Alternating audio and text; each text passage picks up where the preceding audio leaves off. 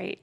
Well, good morning, everyone, and thank you for being here on behalf of the Bipartisan Policy Center today, for both being here in person and online. We're really excited to celebrate National Small Business Week with you all. I'm Rachel Snyderman, BPC's Managing Director of Economic Policy. And, I think what we're really excited to do here today is to have you all here to talk about the future of small business policy. What should it look like? Small businesses are the backbone of the American economy, driving innovation, creating jobs, and fostering economic growth. Their success is integral to the prosperity of families and communities across the country. BBC's latest research with TriNet underscores the critical importance of federal policies to help small business owners. And central to that agenda is increasing access to capital, expanding public procurement opportunities, and workforce development. These policies are essential to fostering an environment where small business owners can succeed and their businesses can grow. And additionally, though, as technology continues to reshape industries and businesses, many small businesses in particular are on the frontier of that adoption. But new technologies such as AI, for example, are not without challenges to all businesses. But so again, we must really be mindful of the unique challenges that they pose to small businesses. Throughout the remainder of National Small Business Week and beyond, BBC will continue to work with partners to advance policies that support the success and vitality of America's small businesses. We have an excellent panel for you all today, and we'll be later joined virtually by Senator Mullen of Oklahoma. But at this time, I want to first welcome Sheila Jones-Holm to kick us off with some opening remarks. Sheila serves as JP Morgan Chase's business banking market manager, where she leads a team across the region from Baltimore to the entire Commonwealth of Virginia. Sheila has over 25 years in the banking industry and 15 years with Chase Bank. So Sheila, welcome, and over to you. Good morning, thank you.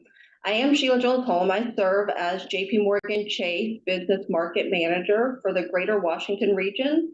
In my role, I lead a team of business relationship managers and area managers to support the firm's strategic growth and support many of our small businesses in the district, Maryland, and Virginia. Thank you for joining us today to dive into how we can continue to work together across the aisle and industries to better support small businesses. And thank you to our guests for being here and sharing their valuable perspective about how public, private, and nonprofit organizations can partner together to help small businesses scale and grow. We may share this common goal of fostering small business creation and growth. However, there is no shortage of ideas on how to further this goal. As you may know, May is National Small Business Month. And as part of our ongoing commitment to small business owners, we will be in DC next week on May 8th for our big day-long expo. It's one of 3 host cities where small business owners are brought together for networking, free marketing consultations, and conversations with business leaders. Hopefully you've seen our billboards. Today, it feels especially right to discuss the state of small businesses and what we can do collectively as leaders in our communities and government and in everyday life to support the future of small businesses. We are focusing on action here, not just another discussion. Small businesses serve as the engine of local economies across the country. They're a huge driver of jobs, of the US GDP at 44%, and the economy as a whole, and they can be a source of generational wealth for business owners and his or her family. In fact, according to the US Small Business Association, 99.9% of American businesses are small businesses. And banks are at the center of their day-to-day operations, taking payment, paying vendors, making payroll, buying inventory, managing cash flow, and getting credit to expand, etc. Often they also need coaching and advice. As you will learn about in today's discussion, there are critical components to sustaining a thriving small business ecosystem. The JP Morgan Chase Institute recently looked at scaling small businesses with a specific eye towards the critical $1 million threshold. Our research found that revenue growth is relatively limited among young small businesses. Most do not grow beyond the general realm of their initial revenues within 5 years of starting a business. On a related note, firms with lower revenues in their initial year show lower incidence of reaching $1 million in revenue. Entrepreneurs of color typically start with less capital to federally backed assistance and procurement reform. I'm sorry. Entrepreneurs of color typically start with less capital and often face greater challenges when trying to obtain a loan to expand their business. We are supporting these businesses today by improving capital access, federally backed technical assistance, and procurement reform. This encourages small businesses to participate in the government contracting. At the same time, we are dedicated to federal policy changes that enhance capital to minority and women-owned businesses. At JP Morgan, we are taking a holistic approach to supporting small business needs. We are committed to helping entrepreneurs overcome major obstacles such as capital, connection, customers, and critical resources needed for growth. Obviously, many small businesses need capital, so let's start there. A few years ago, in 2022, we launched a special purpose credit program that allows us to extend credit to small business owners who might not otherwise be approved or traditionally receive it on less favorable terms. Since these programs launched, we've closed the approval gap from 11% down to 3%, creating some close to parity. We are proud that this is getting credit to credit-worthy business owners that may not have had as strong as traditional credit. Let's talk about what we mean when we say connection. We're doing it through dedicated business bankers in all 48 states, our community center branches in historically underserved markets, and our senior business consultants. As of March, we have 58 senior business consultants in 21 US cities whose job is to mentor and coach approximately 50 small business owners at any one time. The coaching is free and you do not have to be a customer. We plan to increase this number to 82 consultants in 40 US cities by the end of 2024. Even in this digital age, we understand the importance of our branches and are doubling down on small business assistance.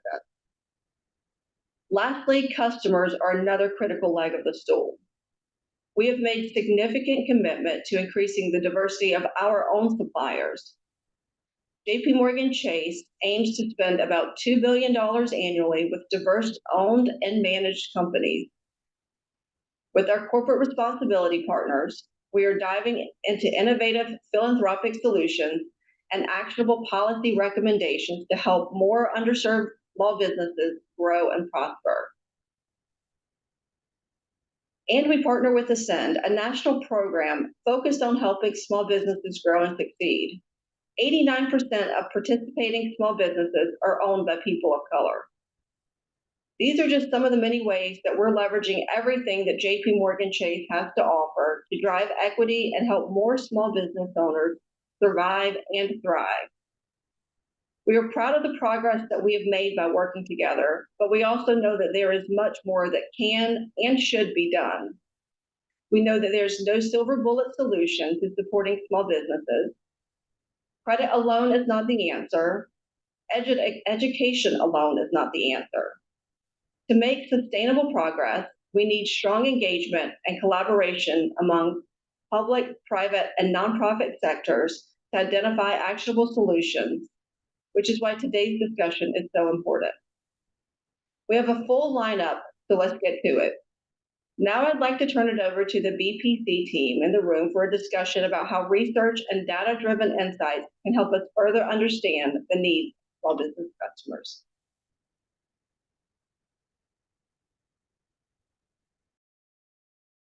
Okay, well, thank you so much, Sheila. As Sheila noted, we have an excellent panel today that we're going to dive right into now. That's going to be moderated by Ralph Tyler, who serves as Executive Director of Government Relations at TriNet. So I think panelists, if you want to start making your way up, and I'll introduce you as you're seated. TriNet is a professional employer organization that offers HR and benefits assistance to businesses. Ralph and TriNet have been advocating on behalf of small businesses for years. He is joined next to him by Beth Melito, who is the Executive Director of the National Federation of Independent Businesses Small Business Legal Center. Beth has been with NFIB for 20 years, handling legal and regulatory affairs. During her time at NFIB, she has testified before Congress and state legislatures on a broad range of labor issues. Next to Beth, we have Tom Sullivan, who serves as Vice President of Small Business Policy at the U.S. Chamber of Commerce. Tom has many accolades and years of experience working on behalf of small business owners and their businesses at the National Federation of Independent Business, the Global Entrepreneurship Network, and the Small Business Administration, and right here at BPC. And last, closing us out, we have Marisa Calderon, who serves as President and CEO of Prosperity Now. Prosperity Now is a national organization dedicated to advancing racial and ethnic economic justice. Marisa's experience spans more than 20 years across the private and nonprofit sectors, focused on economic development and equity, with prior leadership including positions with NCRC, the National Association of Hispanic Real Estate Professionals, and Citi. So I'm very pleased to have you all here. Thank you. And Ralph, over to you to kick it off. Thanks so much. This week, TriNet, along with BPC, has released a white paper in support of small businesses entitled Small Businesses Matter, a bipartisan agenda for 2024 and beyond. It's a comprehensive review of public policy impacting the small business community. Today, we hope to use this time to foster a constructive dialogue focused on, first, the needs of small businesses, and discuss the public policy to support those needs. Again, my name is Ralph Tyler. I'm Executive Director of Government Relations for TriNet. As was mentioned earlier, TriNet provides a suite of HR solution to 23,000 small businesses nationwide and benefits through its professional employer organization to 17,000 businesses nationwide and 350,000 worksite employees. So we here at TriNet are proud to support today's event and are committed to supporting our small business community. Before I get started, I just want to say you have note cards on your seats. If you have any questions, please fill out those note cards and hand them to Jason or Michelle there in back, and we will get to those at the end of the program. So we're excited to kick off today's dialogue, so let's get started. Small business policy was front and center during the pandemic, starting with the CARES Act. Then policymakers focused on helping small businesses survive and maintain employment. TriNet spent a great deal of time helping interpret programs and policies like tax credits, incentives, and loans for small and medium-sized businesses. Now, although many of the economic challenges remain, the policy landscape is different. Therefore, we must ask two overreaching questions. First, what are the greatest challenges facing small business owners today? And how can policymakers address those issues? Beth, perhaps we start with you. In a recent NFIB Small Business Rundown podcast, you talked about the beneficial ownership law, which is going to impact approximately 30,000 small businesses. Can you talk a bit more about that in the context of the question? And then Tom and Beth, what do you see the greatest challenges facing small businesses? So that's a big question there, Ralph. Thank you so much for moderating today's panel, and thank you to BPC for hosting this important session here today. And I also want to call out Michelle and Jason on their excellent report. Good reading.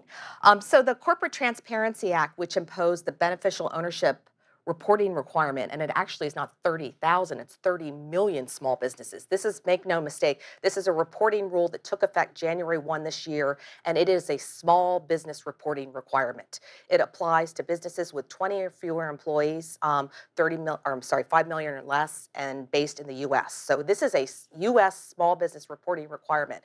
I think that right now the NFIB's Small Business Optimism Index is at its lowest since 2012, and I think it is in part because of requirements like the BOI reporting requirement that Congress continues to impose on small business. It's creating uncertainty. I mean, small businesses are still facing a lot of economic headwinds coming out of the pandemic there, and piling on a massive reporting requirement like the beneficial ownership reporting requirement, which has significant monetary and potentially criminal penalties if you do not report your beneficial owners, which includes managers that exercise a lot of authority in business too, is very challenging for businesses. Finding out about these regulations and then figuring out how to comply and keep up with them is really challenging. Well, thank you for having me here. Just to start with the small business component of the U.S. Chamber of Commerce, where I work, we represent about 3 million businesses. That includes the members of about 1,600 state and local chambers of commerce. And like the broader U.S. economy, the majority of our membership are small businesses. So it's great to be here. It's also great to be with our fellow panelists. I think following Beth, my response is yes, and.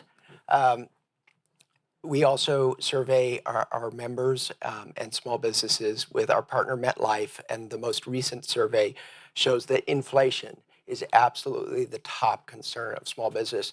This is not a new issue by any stretch. We've actually seen that it's the highest issue of concern for 9 consecutive quarters. And I'm happy to be here, and I hope we really dig into what we can do about inflation, because I think the regulatory costs, if you want to call it regflation, and some other things that have to be reversed in order for small businesses to continue to thrive. Thanks, Tom. Marisa? Yeah, so to the sort of question more broadly about what is kind of affecting small businesses, really access to capital continues to be an incredible challenge for small businesses. This is especially true for those that are operated by founders of color, and there are a number of reasons for that. Some of them have to do with structural impediments. Some of them have to do with features that are specific to the founder or the owner. For example, founders of color have an incredibly difficult time accessing capital for their early stage concern because a lot of that type of capital for startups is really equity. It's not debt. Founders tend to not be in a great position to really take on additional debt when they're starting a business. And by and large, we've all seen the headlines that venture tends to, in single-digit fashion, support businesses that are operated by individuals of color. And there's a lot of reasons to unpack around that. A fair amount of them have to do with social capital deficits that if you don't know anyone in venture, it's really hard to break into that. And folks who are individuals of color, who are the largest proportion of those starting small businesses, tend not to know which doors to knock on. And I would say a structural issue that is as important is that many of the businesses that are founded by those who are from communities of color are not really in industries that attract venture.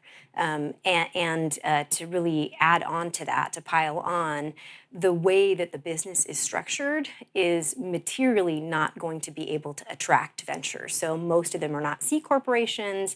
They are disregarded entities for tax purposes.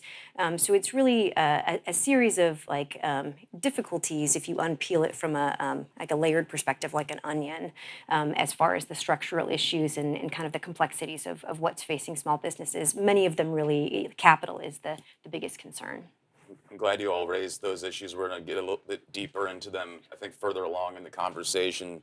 So, as we've discussed, there are policies, regulations across a range of issues and congressional committees that matter to small businesses. Beyond SBA matters, what policy issues could Congress prioritize? Tom, let's start with you. In your recent publication, Don't Kill the Geese Laying the Golden Egg of Entrepreneurship. Love that title. Thank you. You mentioned the Regulatory Flexibility Act and related loopholes. Can you share your insights on this issue? Should that be one of the many priorities policymakers need to address? And then secondly, Beth and Marisa, would love to hear your perspective as well in your areas of expertise. What should Congress prioritize? Well, thank you, Ralph. So first, let's talk about the geese. This is National Small Business Week, and we are right now at the 4th year of incredible startup growth. I mean, we have record new business applications for 3 years in a row. I'd say that's a pretty impressive group of geese. Now, we want those geese to be laying the golden eggs.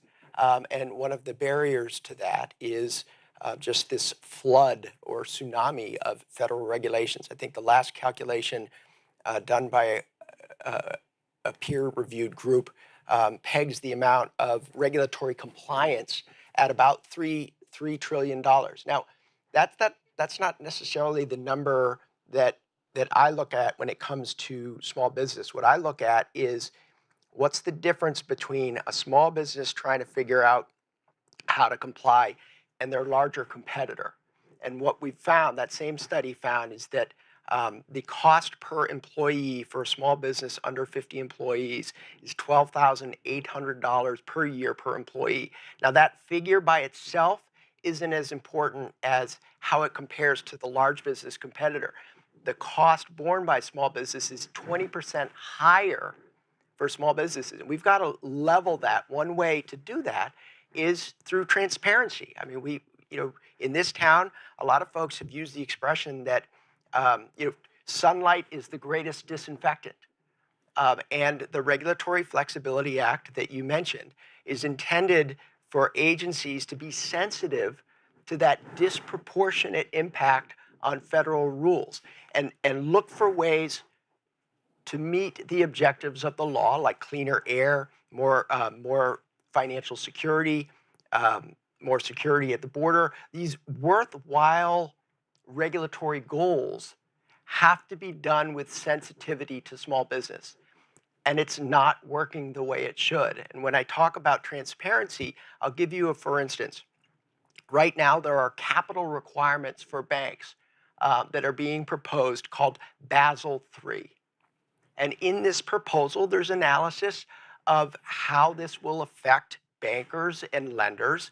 But nowhere in this discussion is it, what will it mean for the cost of a small business loan? And you can't tell me that these really smart folks who work at our prudential regulators don't know exactly how it's going to affect the cost of a small business loan.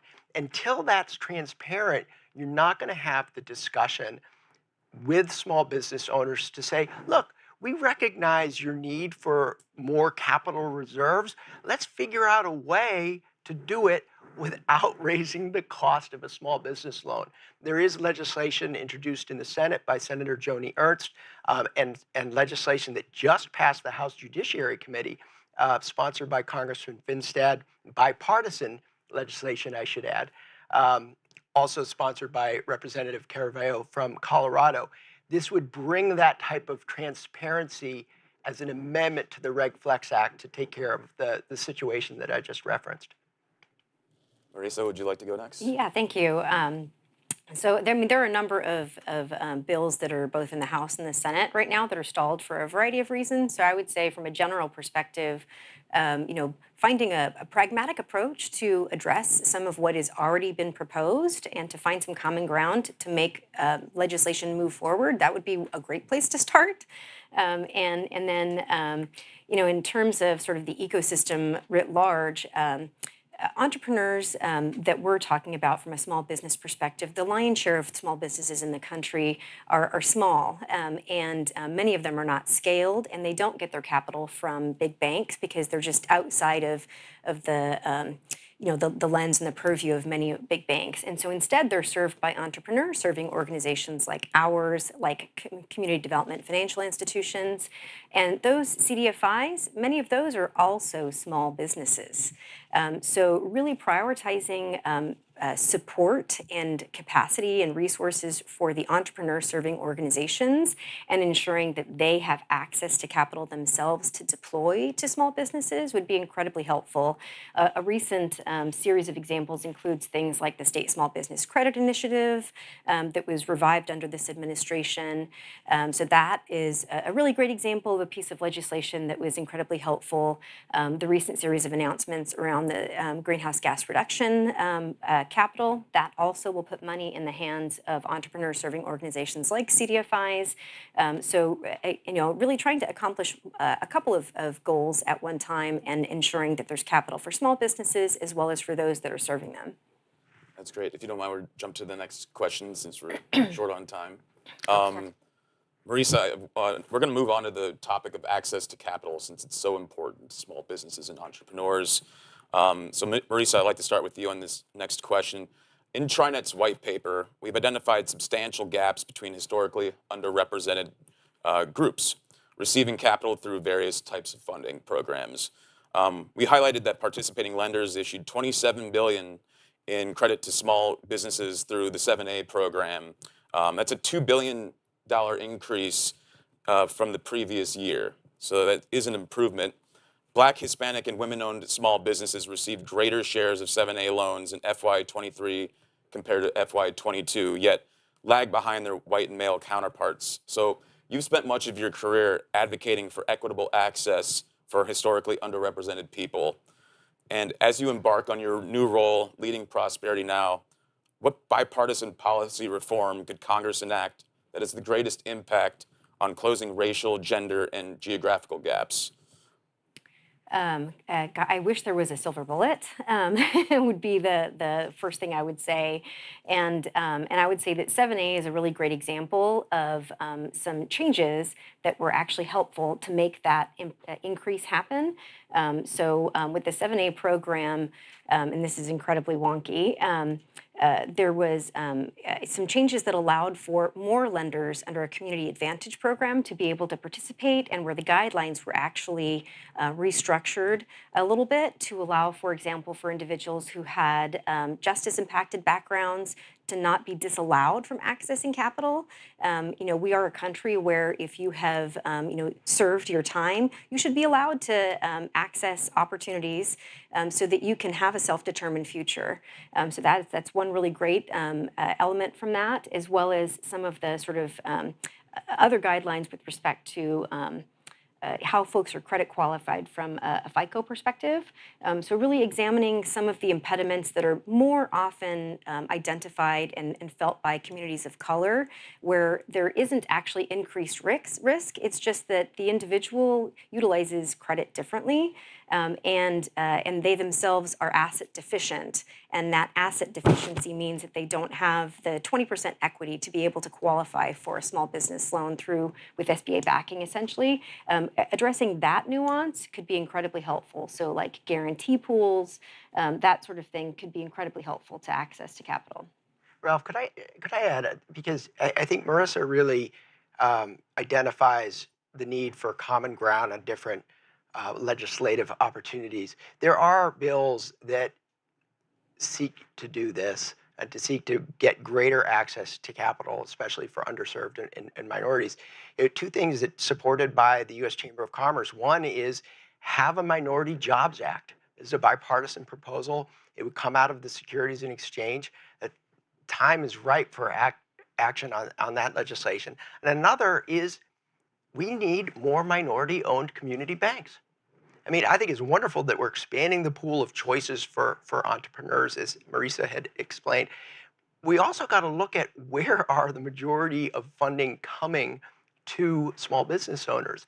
And most of them get loans from community banks. I mean, community banks were the heroes during COVID. And to see the devastating impact of all of these regulations that have wiped out minority-owned banks, community banks, is just awful. We've got to figure out a way to remove barriers that would have a group of folks like get up in the morning and say, you know what I'm going to do? I'm an entrepreneur. I'm going to start a community bank. I mean, when's the last time anyone has heard that?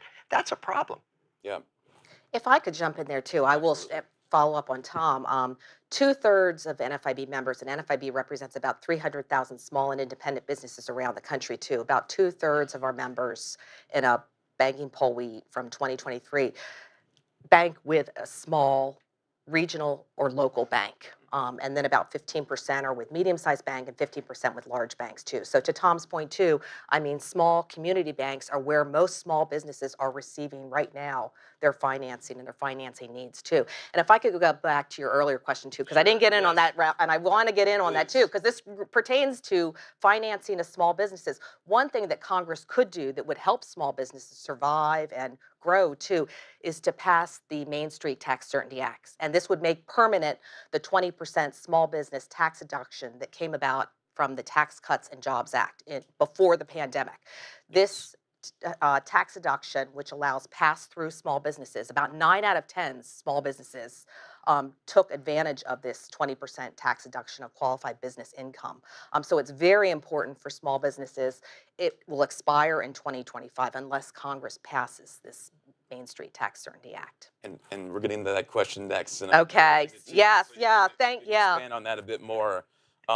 During a TriNet conversation with SBA Administrator Guzman earlier this year, she indicated that less than half of small businesses are successful in accessing capital through banks. So how else do small businesses get access to capital? Tax credits. How can we reduce the complexity of these tax credits so that small businesses don't miss out? Beth, I know that tax incentives for small businesses is an important topic for you. R&D immediate expensing has expired, and many of the Tax Cuts Jobs Act provisions will expire in 2025, including 199 Cap A. Next year, there'll be a big discussion about taxes. Small businesses need to be included in the agenda. I have a two-part question. How do you continue to support and build off of the expiring tax credits from the Tax Cuts Jobs Act? And from an advocacy perspective, how do you make sure that small businesses are a priority for policymakers during the 2025 tax debate?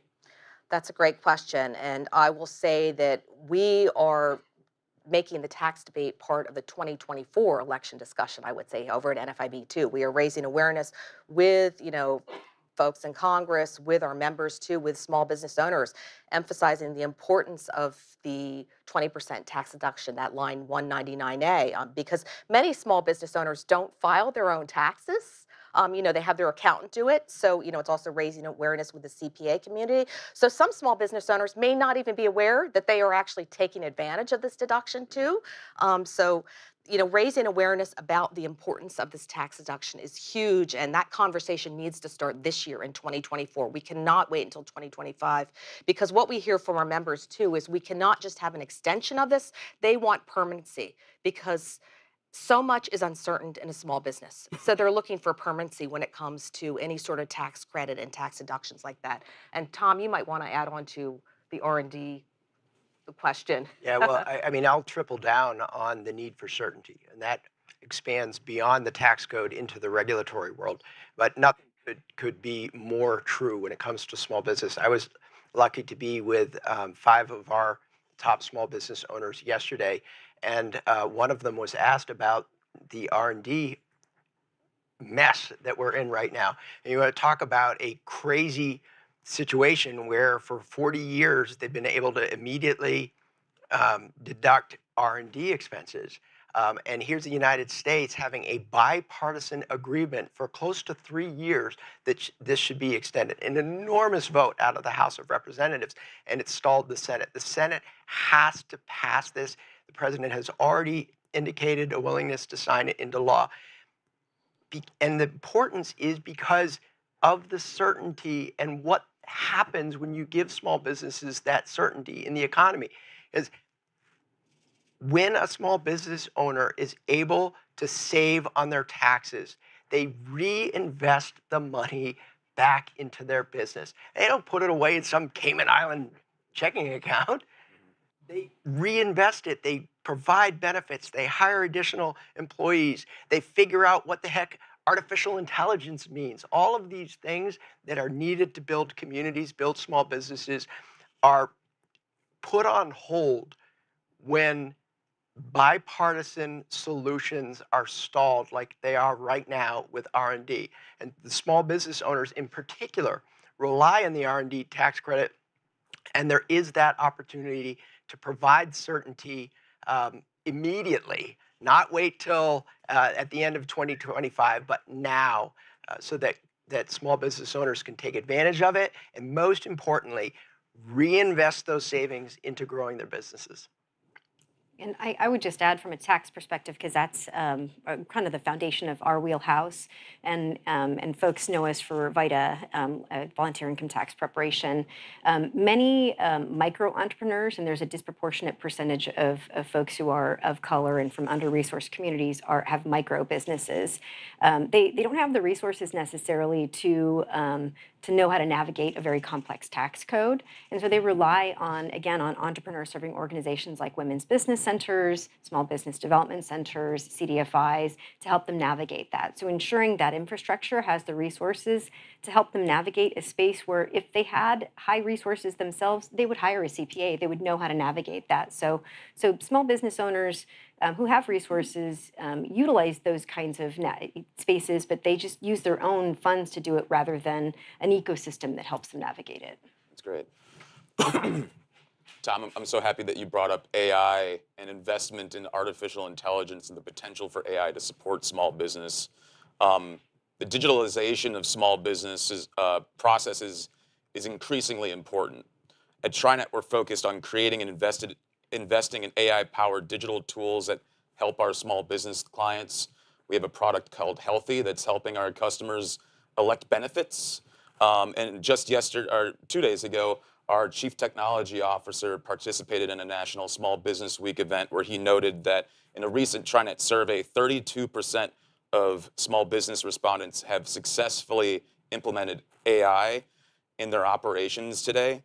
Another 28% are considering AI technologies but have not yet implemented. What are the key considerations for policymakers in promoting widespread adoption of digital tools, including AI-powered platforms, among small businesses, and how can potential barriers be addressed? Marissa, let's start with you. What is the potential and benefit of artificial intelligence? How do we promote adoption of artificial intelligence? What are small businesses thinking about AI?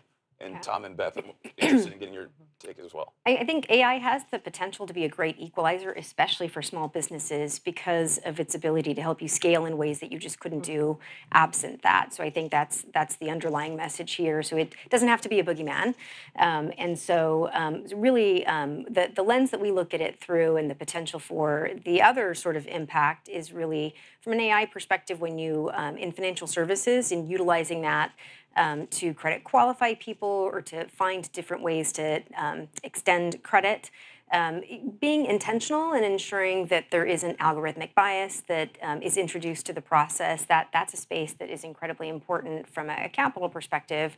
From an operating perspective, there's plenty of innovations that small business owners can access to help them market more effectively, to help them perform functions that they just don't have the capacity to staff for yet, where they want to be able to add a job, but they just aren't in a position to do that. And using AI intelligently can help them to perform those functions to get them to the next stage, to be in a position to hire staff. Well, first of all, it shouldn't be any surprise that small business owners are embracing AI the way they are. Micro businesses that Marisa mentioned have always viewed technology as the great equalizer. It allows for them to compete with multinational, huge corporations. So the embracing of AI is not a surprise for the folks in the small business policy community. As far as your question about what should Congress be thinking about, two things. First, do no harm. I think it's great that that Congress wants to be helpful, like all policymakers are. But when you look at the high percentage of small business owners that are taking advantage of AI already, the first rule has got to be do no harm. Second rule is, and we're promoting this up on Capitol Hill, look at existing structures and figure out how they are protective of data privacy, biased algorithms, et cetera, before creating more uncertainty by creating more new laws that small business owners have to try to figure out on how to comply. Yeah, and I would just echo that removing barriers is always helpful. Not putting up barriers, removing barriers when it comes from policymakers, especially regulators. I mean, that's just the challenge because then it makes it, gee, Risa used the word boogeyman too. It's like, what if I adopt this, is there going to be a rule or a regulation or something I should or should not do if I put this up on my website? And it becomes very challenging there. But, I would echo that, yeah, small businesses really are embracing it in sort of bite-sized chunks, I think, but they are using it to really increase efficiencies. It's a great perspective. Thank you. Workforce challenges from education to skilled labor, hiring, retention, have emerged as common issues for both large and small businesses. It's a challenge for small employers to keep up with competitive wages. We were just talking about that dynamic and the benefits of large employers. How can policymakers address these workforce challenges effectively? And what role can small businesses play in shaping workforce development policies for the benefit of both employers and employees? And anyone is free to answer this one. I'll jump in first. So, small businesses employ nearly half the private sector workforce. And I would say small businesses are the employer of choice in many, many communities. And they are because they offer competitive benefits, competitive salaries, and a lot of flexibility. So, when it comes to workforce issues, time and time again, I tell policymakers less is more. You cannot ask small businesses to be the implementers of, some social policy or to write, something that you think is wrong. Small businesses need flexibility to operate. And as the BPC's small business paper said on the front page, small businesses are not monolithic. And I always say time and again, too, that one size does not fit all. So that policymakers need to understand that will work in one industry is not necessarily going to work in another industry there. So keep that in mind when you're crafting any policy for small businesses. And I would just jump in and say that we're actually undergoing an analysis with some support from the Gates Foundation on exactly this issue, because you're right, unfunded mandates are especially difficult for small businesses, and still because they are an employer of choice for folks. What can be done from a policy perspective that is funded to help them to ensure that they're adding good jobs that are livable wage jobs? So that's really I think the key there is ensuring that they're not obligated to do something without the support to make sure that that is a livable wage job. So I love to use a quote from Elizabeth Gore from Hello Alice, who, when we were talking about, recently we were talking about the struggle that small business owners have had with finding, hiring, and keeping the best employees, which is second to inflation, according to our survey with MetLife. Her response is, this is the time for small businesses to lean in to their smallness. I mean, they offer uniqueness to their competitors who are looking for those same employees. I'll take Jeff Good, who runs restaurants down in Jackson, Mississippi.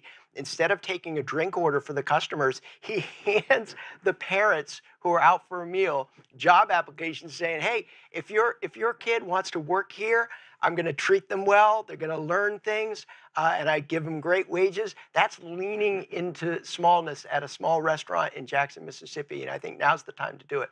These stories are so, and this is my last question, these stories are so important for advocating for small businesses. And Tom, in your role leading the small business division of the U.S. Chamber, how can small businesses, or how can you and how can we as leaders in our spaces help tailor advocacy plans for small businesses to bring these stories to DC and help impact change? I'm preaching to the choir because you're actually holding this panel, and I'm grateful for it. I mean, the more we are able to tell small business men and women that their stories matter, that creates the catalyst for involvement. And to know that there are all these organizations that want them to advocate on their behalf. It all starts with them self-advocating, and then it's up to us in Washington, D.C. to amplify that. So as long as folks join their local Chamber of Commerce and get into the advocacy, then I think small businesses will certainly get the attention of policymakers in Washington. That's great. Thank you.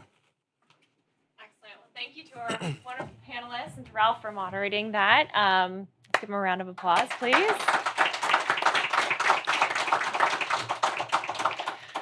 So if you'd like to learn more or have any further discussions about BPC or any of the folks on this stage, please do stick around and let us know after. And be sure to check out all of BPC's research on our website. But at this time, I want to close out our event with a virtual discussion that BPC's Vice President of Strategic Initiatives, Dane Stengler, hosted with Senator Mark Wayne Mullen of Oklahoma. So we will now have them join us virtually. So panelists, if you would like, you're welcome to stay up here. You're welcome to join back in the audience, really whatever you're comfortable with.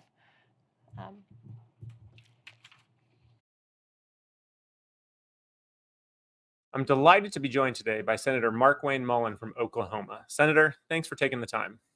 Hey, Dane, thank you. I appreciate it. Thanks for having me on. We're talking today about small businesses across the country, and what policymakers can do to support them. You have extensive experience running businesses, growing businesses. Tell us about that experience and what led you to Congress.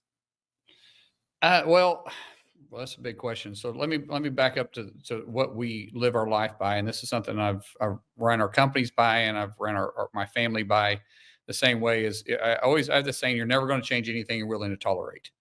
And what I mean by that is, as managers, sometimes we of a company, or CEO of the company, or the owner of the company, whatever you call yourself, you find sometimes I heard this all the time. I feel like all I'm doing is putting out fires. I feel like all I'm doing is putting out fires. And you're putting out the same fires week after week after week after week after week, because you're not doing anything to change it. You're not looking down the road. You're not investing in education of your workforce. You're not handling this situation where you're using it as an opportunity to educate, because you're just taking care of it yourself, because it's easier to just solve the issue, move on to the next one, than it is to take the time and break it down and try to be, as I say, be a little bit more preventative in the upfront. And when we do that, that means we're okay with it. We're not going to change it. You're not going to change anything you're willing to tolerate, because you begin to tolerate that and you just accept that as a way of doing business. But it also prohibits growth.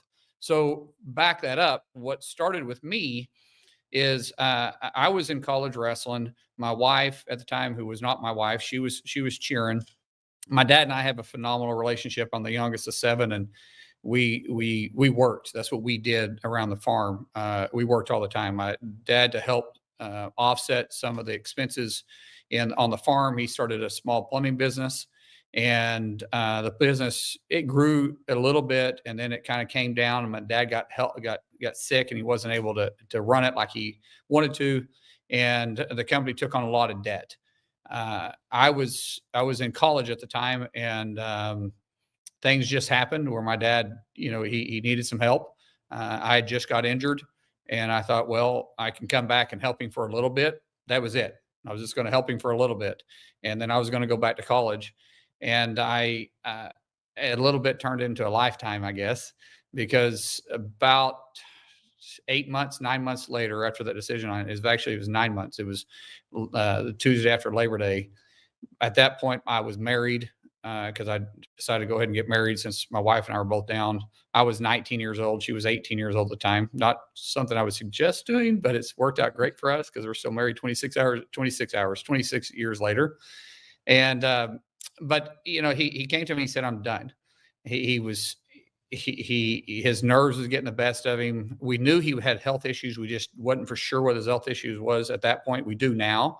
It took us a while to figure that out, but his nerves, he just couldn't handle it. It was causing him some serious health issues, and he was just saying, I'm going to close the doors down and make a living back on the farm. If you want it, you can have it. And at that time, the company was very small, only had 4 employees, and my wife and I had quite a bit of debt, a lot of debt. A lot of it was immediately past due. We were on COD everywhere. I mean, everywhere. Gas stations, or Conoco credit card was maxed out for gas. Texaco credit cards maxed out for gas. We were behind on insurance payments. It was a rough first week of business, because I didn't know any of that stuff. I had no idea. I wasn't even a signer on the checkbook at the time. And my dad went elk hunting up in Colorado, and bow hunting, to be exact, because it was bow season. So it was a rough start, but we just kept plugging. I didn't know anything but how to work. My dad taught me work ethic. I took one day off. February 15th of 1998 was the first day I'd had off, and that was the only day I had off for 3 years. And so we just worked. My wife worked. I worked. I did all the overtime calls. And then that company kind of grew. We bought another business in 2000, July 1st. We took over of 2000 in Oklahoma City. That company grew. Then we got into HVAC work. We got into electrical work. We got into environmental work. We started doing pad sites. Then I figured out that plumbing's the first in, the last out. So if you have any trades in the middle that's having problems, we figured out that the owners, it wasn't that the owners were lazy. They were hard workers. And a lot of times they were experts in what they did. They were horrible managers because they couldn't manage themselves. But if we could take them over, we could buy them, have them come in and work for us, they could find out they could actually make more money. Now they had to get past that point of going, I can I make more money because it doesn't show that I'm depositing more money, but they actually are making a bigger net than they were at the end of the day. They were looking at the gross, and that's where a lot of businesses get in trouble. They don't understand their net. And so that's how, and then the business kind of grew, man. We got involved in everything from restaurants to bank to any type of trade that was out there. Didn't get into framing or roofing or concrete, but we got into everything else. And the company just continued to grow. Now, what led me to politics is, we live by a principle. You got to hire right and you got to fire right. And I mean that sincerely. You got to hire the right people, then you got to make sure you train them. And I hire on one thing, the sense of responsibility. And I don't care about your background. I don't care about your education. Do you have that one key thing I'm looking at? Is that your sense of responsibility? And if I hire you to be a truck driver, because we ran dump trucks too, and that's what the position you applied for. But then I see you start gravitating to working on the trucks because you're really good at the maintenance side of it, or you're good at quality care, or you're as good at managing loads. I might move you into another aspect of that business because you're navigating towards that. And so you're a natural fit, but you have that sense of responsibility that if I leave you driving a truck, you're going to get burnt out. But if I put you someplace that you're naturally moved to, then you're going to excel. And I'm going to build a business underneath you. And that's really how we started really moving people.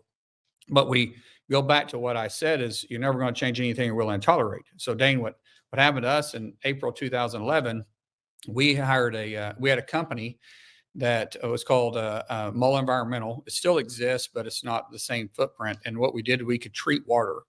And we started doing that on drilling sites. Drilling sites in Oklahoma are pretty remote. And it's a big expense to take water to them and to haul the water off. And so we were presented with the problem is how can we recycle some of this water, especially the gray water?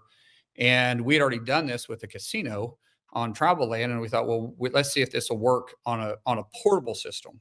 And we made it work on a portable system, but then we figured out that we could do this in a mass volume. And we started doing this all over the country. This company grew and grew and grew. And then one day it got shut down by the EPA. It literally got shut down by the EPA. And I go back to the same thing. You're never going to change anything you're willing to tolerate. I wasn't involved in politics at all. I didn't watch Fox News. I didn't pay attention to CNN. I didn't even care. The only thing I watched was the weather. And because that was important to the business. The only politics I got, I guess, news was from Paul Harvey. The rest of the story, which that tells you how long ago this was. And so I have a friend that was a banker at the time that used to be the Speaker of the House. And when he heard what had happened to him, he said, I should run for office. And I laughed at him. I was like, man, I don't even know the suit. I've never tied a tie. I don't have a clue what you're talking about. And he said, you really should.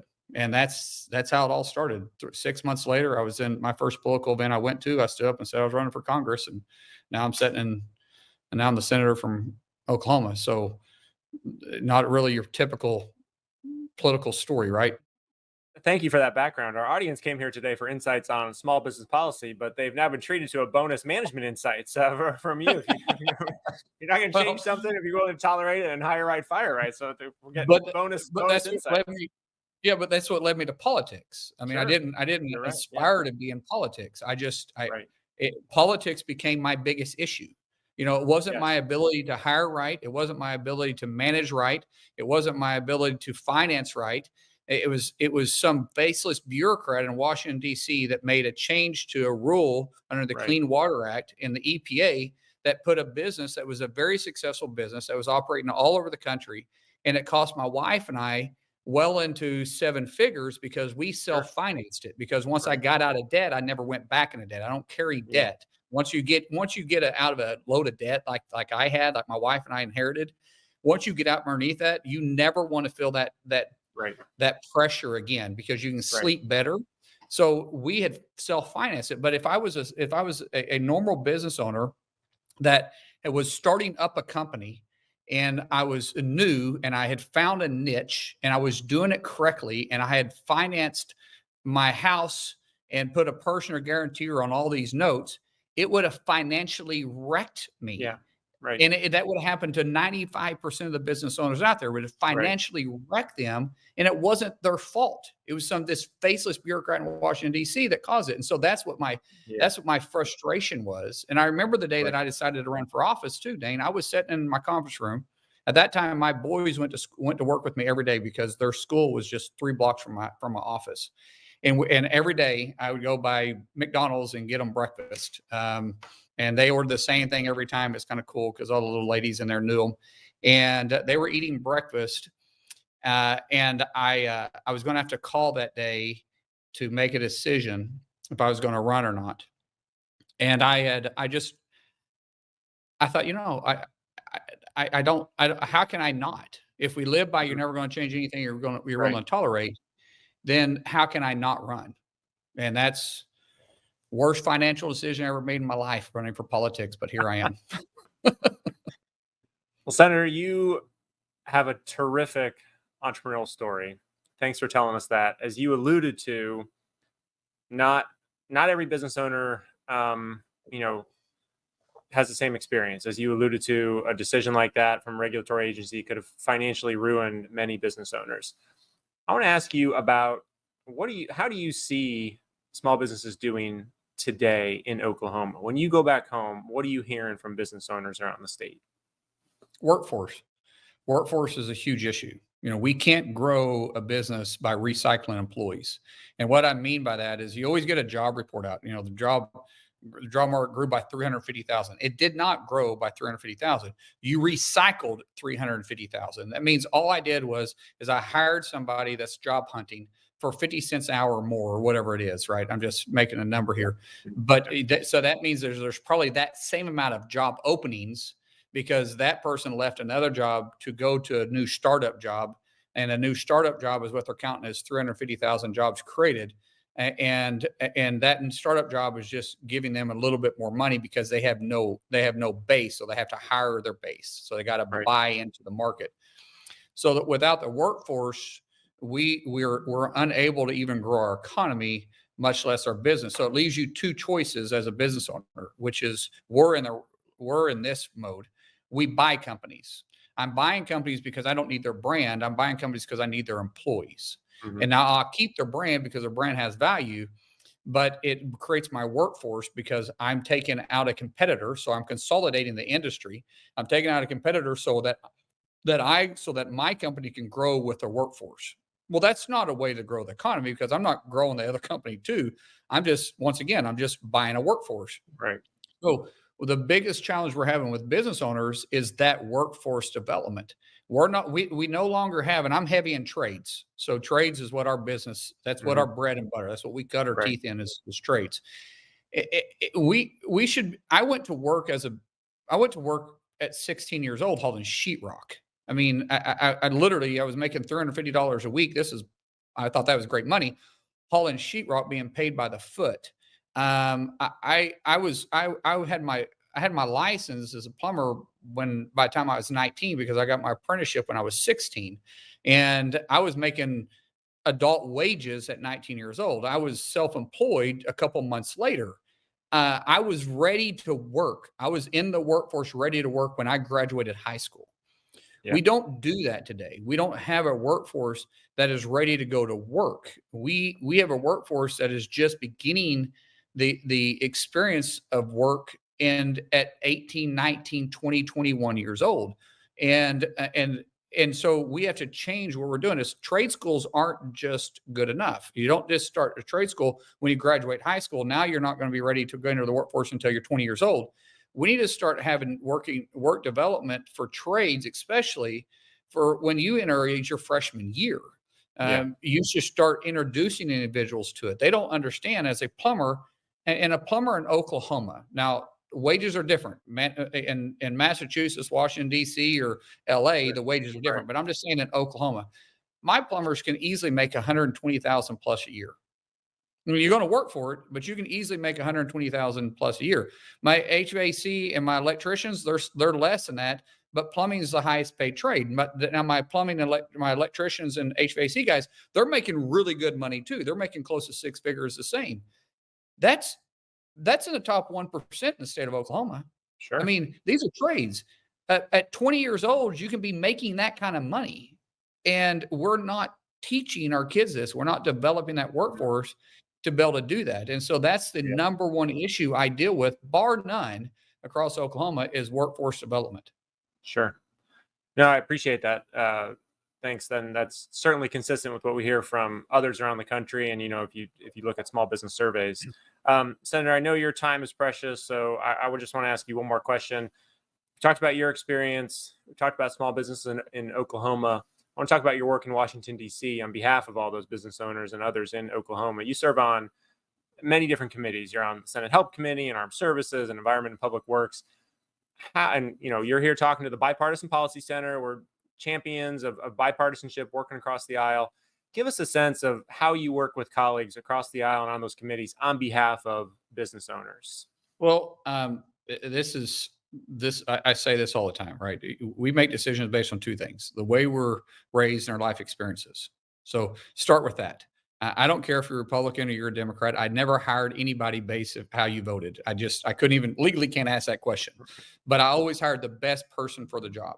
And the best person for the job meant that I may not agree with your lifestyle. I may not agree with your decision making outside of work, but we both had the same thing. We both like what industry you're in. You wouldn't be in the industry if you didn't like it, because you can get a job doing something else. So that's a starting point. We have something in common, because I need an employer, I need an employee, and you need an employer, because you can't get a job without an employer. And we're both in the same industry. So now let's figure out how to make it work. So I'm not going to make a decision on anything else other than that. And then once the decision making starts happening, how were you raised and what's your life experiences? Because that's going to dictate your decision making too. So how you're raised, I can't change. And your life experiences, now I'm going to start affecting, because I'm involved in that. I'm involved in your day-to-day life to some degree, because we got a mutual agreement. We're working together. And when I'm dealing with politics, I take that same approach. I don't care if you're from Massachusetts. I don't care if you're from California. I don't care if you're from Wisconsin or Maine or Michigan or Florida or Montana or Texas. Texas, maybe. All right. Texas, I'm a little biased against Texas. They don't have to play football. But I don't care that decision on what way you're raised or that background right then. It's, do we have something in common that we're working on now? We can leave all the other stuff behind us, all the stuff that we may disagree with. What are we working on now? One thing we all find in common is we all have constituents in the Senate that are self-employed. We all have constituents that are employees. So we all have to be understanding what is the number one thing that's affecting businesses more than anything right now. It's the workforce. Okay. Second thing that dictates that workforce is the regulatory environment. So what are we doing? Is that regulatory environment adding to the bottom line or subtracting from the bottom line? Is it costing us more to hire an employee than it's worth? Because sometimes regulation can do that. It can cost us more than it's worth, because the way that the Department of Labor recognizes your size of company, and then it triggers all kinds of different things that last from there.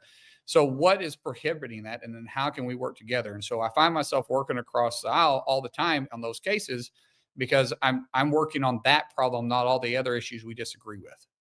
Yeah. Well, Senator, I really appreciate your perspective on that, and how you bring that approach and your experience, your life experience, to your work in Washington. I know we need to let you go. You got a busy schedule, but I can't tell you how much we appreciate you taking the time to talk about your work on behalf of business owners and your own experience. Thank you. Anytime, brother. It's my favorite topic to talk about outside of my kids. I really like my kids too. Thank you. Thanks, brother. Great. I think that could have gone on for another hour, probably. And with that, I just want to thank everyone for being here today. And please, on your way out, help yourself to some of the charcuterie and coffee that we have. Once again, let's give it a round of applause for our panelists.